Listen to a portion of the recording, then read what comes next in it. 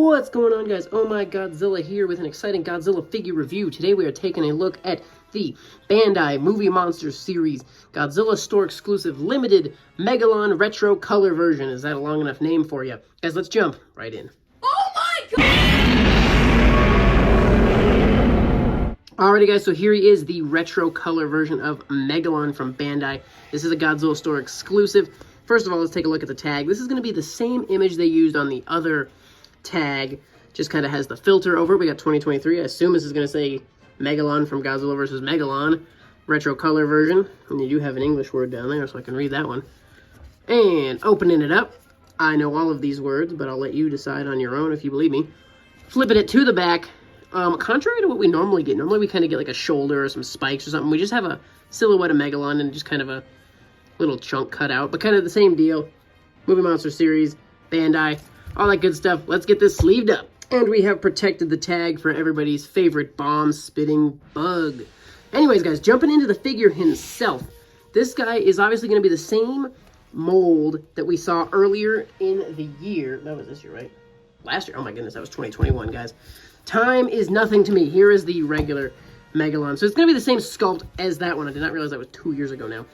But going to be the same sculpt, same mold, everything. But obviously we have a very fun, unique paint job on this guy. So starting with some of our detail, we'll just start at the bottom, guys. We do have kind of just some silver toe claws moving up into the rest of the body. It looks like there's a slight difference in the silver here between the toe claws and the actual feet and legs, but we do have a lot of the same silver paint used. But we do have great detail in the kind of feet, ankle region, moving into the legs. We do kind of have some of these overlapping bug wing looking patterns. Looks great. I wish we could have gotten a little bit of mix of some other color thrown in there. I know it would have kind of seemed random since the regular Megalon doesn't really have too many colors used, but it would have been nice to have a little bit of splash of some fun into the legs and maybe even kind of the tops of the arms, but that's okay. We kind of have these arrows going down the center of Megalon's body, stopping kind of where his tail would curve back and under. The tail, unfortunately, no painted spines. Would have been cool to get those kind of a black. For the retro version, it would have been cool to see the toe claws and the spines black, and maybe even a fun color used on the actual drill bits on the hand. But we did not see that. That's okay. And moving into the kind of midsection of the body, we do have kind of some color splashed onto the sides of the chest here. That does not continue on underneath the arms. We do have some fun detail going in there, though. The arms, thankfully, are detailed on all sides, so that's great. Some fun detail tossed in there. The insides of the hand drill things look pretty good. Definitely pretty basic, but this is texturized, so that's nice. And then the tops look great. Same as the original version. Definitely some fun. I just love the texture and detail, kind of the back and forth, like almost like the toothy pattern, whatever you want to call it. And then the top of the drill looks great. So definitely appreciate the just the look of his drill hands. Those look great. Moving into the chest, kind of the top of the body. I do, again, wish we had seen some fun color used in here, especially on these retro color versions, like the ones that aren't supposed to be screen accurate in the slightest.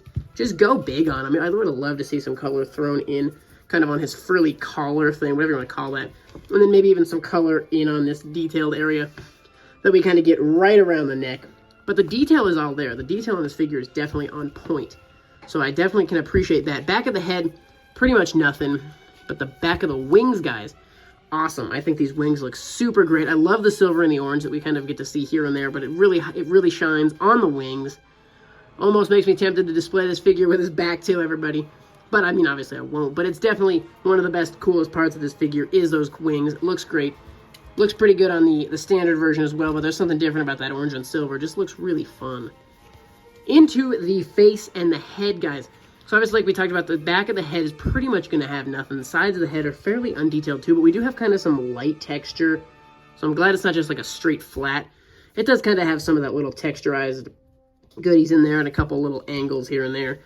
Into his bomb-spitting mouth, we do have a pretty good look at kind of those side-to-side and up-and-down pinchers. The detail on them looks great. Obviously, they could have painted really a little bit more had they wanted to, but I'm not expecting the most from this thing. So we definitely got a pretty good amount. Guys, let me tell you about the eyes, though. I hope you're seeing this as good as I am. The eyes look awesome. They cut through really well. I love how texturized. They just look totally like bug eyes, and it's really good. Definitely great detail in there. The paint was painted pretty accurately on those eyes. Looks really just awesome. These kind of little antenna horn things, look good too. They just kind of have some, it would have been cool to see some alternating color on there again.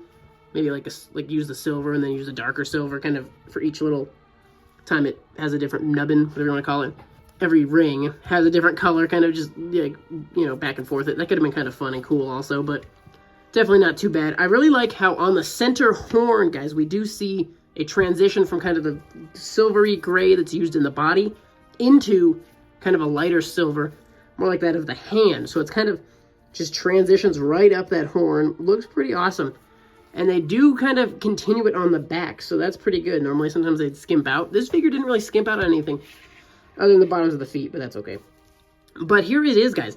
The Bandai retro version of the Megalon. Let's go ahead and look at the two Megalons side by side. Again, somehow this was 2021. Don't ask me how that happened. But we do have the same sculpt. We do have the blue dot in the center, and this was just kind of used as a silver. It would have been, they could have thrown a fun color in there and mixed it up a little bit. But just kind of getting a look for the side-by-side color differentials, guys. Just wanting you to see those. And then we'll take one more peek at those tags to see kind of how they just kind of recycled the same image, really the same everything, except for the fact that this one says the retro color version. And then backs of the tags, going to be the same as well. So there it is against the what he's based off of, kind of the standard figure and the retro version. Guys, before I forget, let's check out some articulation really quick. Obviously, we're going to get some head. Very easy turn on the 360 for the head, so that's nice.